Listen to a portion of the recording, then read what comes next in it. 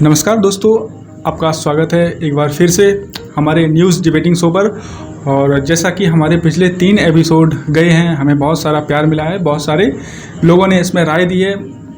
तो आज के इस शो पर हमारे मेहमान हैं ठाकुर श्री लालू सिंह चौहान, जो कि भारतीय जनता पार्टी के मीडिया प्रभारी हैं जसवंत नगर विधानसभा से। और मेरे साथ में है मेरे को होस्ट श्री मोहित सिंह चौहान, और मैं उनसे जानना चाहूँगा कि आज किस तरह के सवालों की बौछार वो करेंगे हमारे मेहमान पर। तो ओवर टू मोहित सिंह। तो देखिए, जैसे इस टाइम हमारे देश का जो माहौल है वो बहुत ज़्यादा दंगों जैसा माहौल है, चाहे वो मणिपुर हो, चाहे वो हरियाणा हो, और चाहे वो यूपी में मथुरा हो।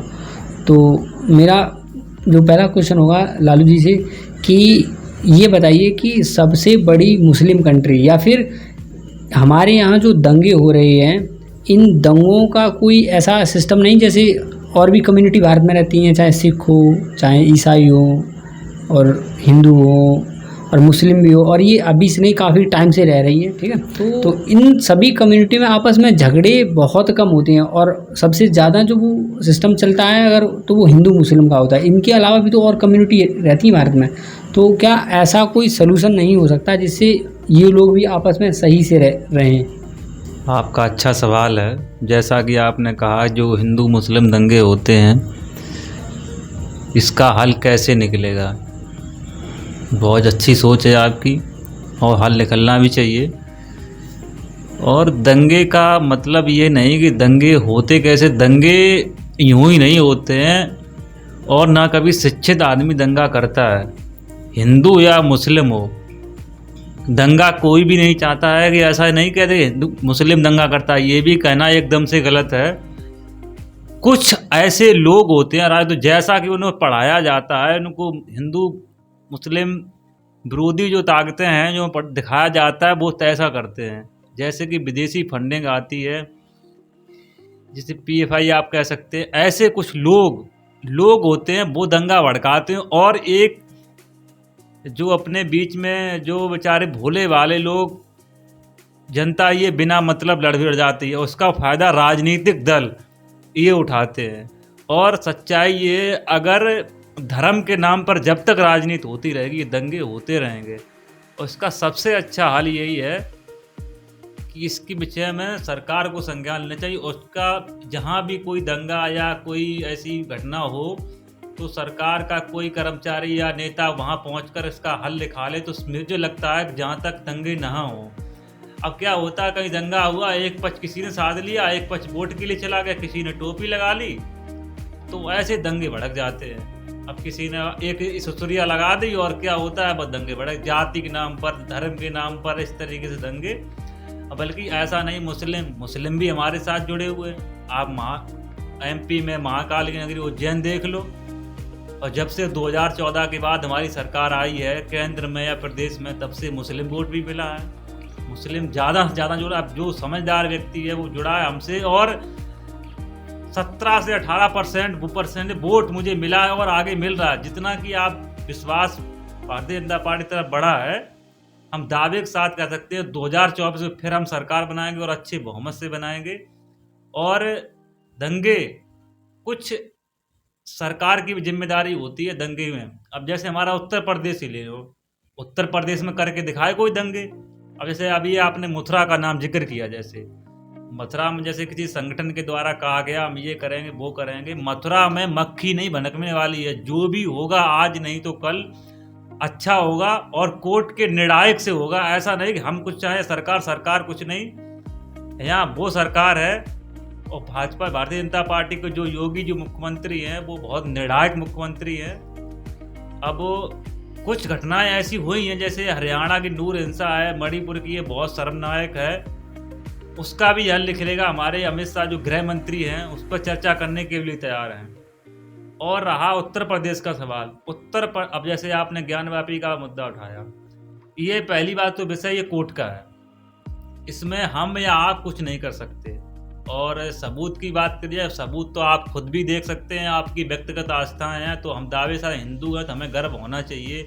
जो अवशेष मिल रहे हैं, जैसे अभी थोड़े देर पहले योगी जी ने साफ कर दिया था अपने बयान में कि हम आपसे ऐतिहासिक गलती हुई उसे कबूल करिए, फैसला बाकायदा मुस्लिम पक्ष से ही आना चाहिए। जो वहाँ मिल रहे त्रिशूल है, स्वास्थ्य के आज चीज़ें मिल रही हैं, तो इस किस चीज़ की हमने तो नहीं लगाए जाके वहाँ। और ये मुस्लिम पक्ष को समझना चाहिए, जो हमारी चीज़ें हैं या हमने कहीं गलती की तो स्वीकार करना चाहिए। हम हो या आप हों, अगर बैठ के इसको मसले को सुलझाया जाए तो मुझे नहीं लगता दंगे हों। और सबसे पहली है शिक्षा, अगर आप शिक्षित होंगे वैसी ही आप बात करेंगे। अच्छा, इसी में एक क्वेश्चन होगा कि जो हिंदू लोगों में कहा जाता है कि हिंदुओं में 33 करोड़ देवी देवताएं होते हैं, जो देवी देवता हैं वो हिंदुओं में 33 करोड़ उनकी संख्या है। तो इतने देवताओं में किसी मुस्लिम या मुस्लिम लोगों को इनमें आस्था है या नहीं? मतलब थोड़ी भी आस्था होती है या बिल्कुल नहीं?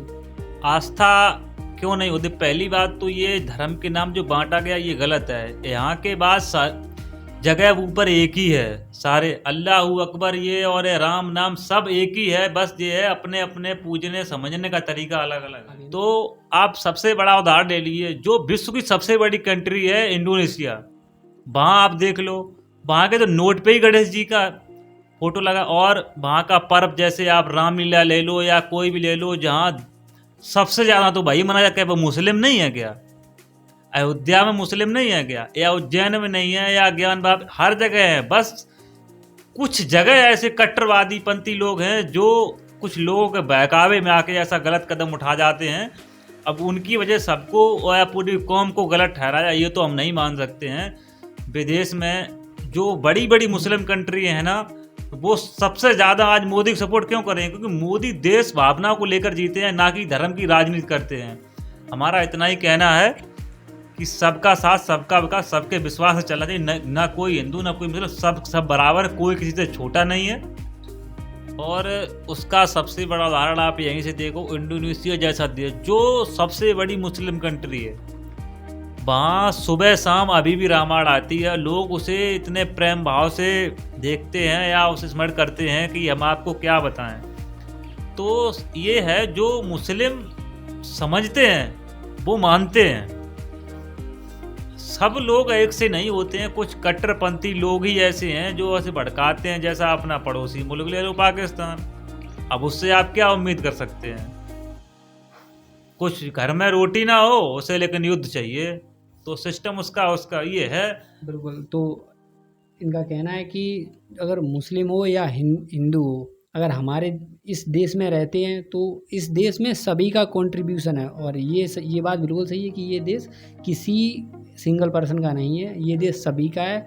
अब अगर हिस्ट्री उठा के देखी जाए, मुझे लगता है तो आज़ादी के टाइम पे भी बहुत सारे मुस्लिम लीडर थे उस टाइम भी, जैसे अशफाकुल्ला खां, बिस्मिल्लाह, और भी काफ़ी सारे थे, मुझे नाम तो अभी नहीं पता थे, लेकिन काफ़ी लोगों ने अपना योगदान दिया है। चाहे वो उन्होंने अपनी जाति धर्म को एक तरफ रख के और मानवता के लिए अपनी जान की हंसते हंसते कुर्बानी दे दी, तो वो लोग भी मुस्लिम थे। अब दूर क्यों जाएं, आप रिसेंटली देख सकते हैं APJ अब्दुल कलाम, वो भी मुस्लिम थे। और मैंने काफ़ी ज़्यादा पढ़ा, जब तक मैं पढ़ता रहा लगभग 7-8 तक मैंने इनके बारे में पढ़ा, लेकिन मुझे सच में ये नहीं पता चला इनका नाम अब्दुल कलाम था, लेकिन मैंने ये कभी नहीं सोचा था कि ये मुस्लिम हो सकते हैं। तो जैसा कि मोहित भाई ने कहा कि APJ अब्दुल कलाम का कंट्रीब्यूशन भारत के विकास में या भारत की तेज़ गति वाली रफ्तार में बहुत ज़्यादा है। और सवाल भी अच्छा है कि जो राइट्स या दंगे या झगड़े होते हैं उनको पॉलिटिक्स और राजनीतिक पार्टियां बनाती हैं वोट के लिए।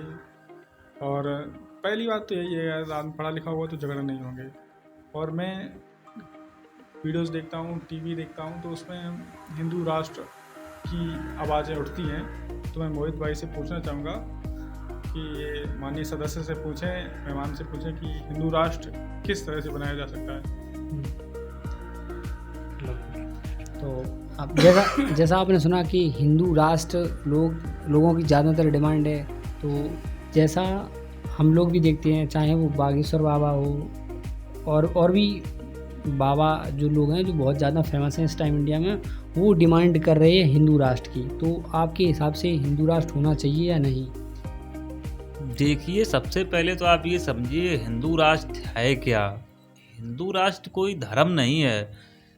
और जैसा कि आपने बागेश्वर बाबा का जिक्र किया, बागेश्वर बाबा ने कभी जाति धर्म की आप नहीं, हिंदू राष्ट्र, उनका कहने का मतलब सिर्फ यही है, हिंदू राष्ट्र में क्या है, एक देश एक कानून हो। और हिंदू राष्ट्र होने से आपको बताएं, हम भी चाहते हैं हिंदू राष्ट्र हो, लेकिन उसका मतलब ये नहीं, कट्टरतापंथी नहीं कि ये देश सभी का है, ऐसा नहीं। हिंदू राष्ट्र होने से कि मुस्लिम भगा दिए जाएंगे या वो ऐसे का बजा, ऐसा नहीं है। हिंदू राष्ट्र होने का सिर्फ ये एक उद्देश्य है हम सब लोगों का कि हाँ सबका मेरी जो सबसे पुराण ग्रंथ है सबसे बड़ा, जिसे हम कुछ कितना सम्मान करते हैं वो तो हम ही जानते हैं, और जो हमारे रामायण उसका सम्मान हो, वो गीताएं हमारी ना जलाई जाए, माताओं बहना की इज्जत हो, सभी का सम्मान हो, सभी के लिए कानून बराबर हो, इसकी एक आधार कल्पना मात्र हिंदू राष्ट्र है, ना कि कोई कट्टरता है कि हमारी वो। और दूसरा, जो भी होगा संविधान के दायरे में रहकर होगा, ना कि किसी सरकार या मजहब को लेकर नहीं। और इसके विषय में हमारी सरकारें तय करेंगी, ना कि जाति धर्म या हम आप लोग तय करेंगे। बिल्कुल। तो इनका आंसर आपको कैसा लगा आप लोग कमेंट में हमें बता सकते हैं। काफ़ी भाई हैं वो कमेंट करते हैं, हमें बहुत अच्छा लगता है कमेंट देख के। तो आपके भी जो भी क्वेश्चन हो आप लोग अपने क्वेश्चन कमेंट में पुटअप कर सकते हैं। अगर आपके जैसे भी क्वेश्चन हो पॉलिटिक्स या किसी अन्य चीज़ को लेकर, तो आप बेझिझक कर सकते हैं।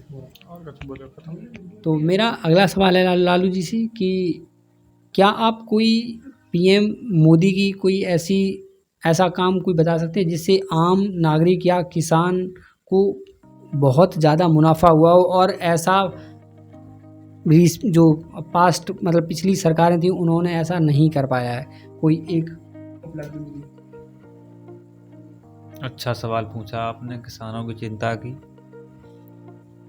उनका सबसे बड़ा तो काम आप यही देख लीजिए, सबसे फर्स्ट उदाहरण, ज़्यादा ना बताते हुए एक ही बोलते हैं, सब किसान सम्मान निधि देख लो आप, जो किसानों के डायरेक्ट खाते में जाती है। और उस समय किसानों को फ़ायदा होता है जब जाके कई एक हमारे किसान भाई ऐसे हैं, जब वो एक एक रुपए के लिए परेशान होते हैं तो उसमें बहुत लाभदायक हमारी किसान सम्मान निधि होती है, और इससे उनके चेहरे पे खुशहाली भी आती है। और इस निधि के अनुसार या इस योजना के अनुसार किसान भाई जो हमारे केंद्र सरकार या प्रधानमंत्री मोदी से डायरेक्ट जुड़े भी हैं, उससे अवसर मिलता है, और हमें लगता है कि उनसे काफ़ी लाभ होता है।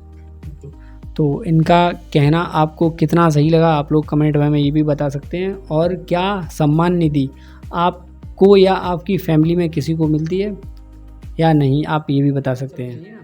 तो मिलते हैं आप लोगों से अगली वीडियो में, जब तक के लिए जय श्री राम। जय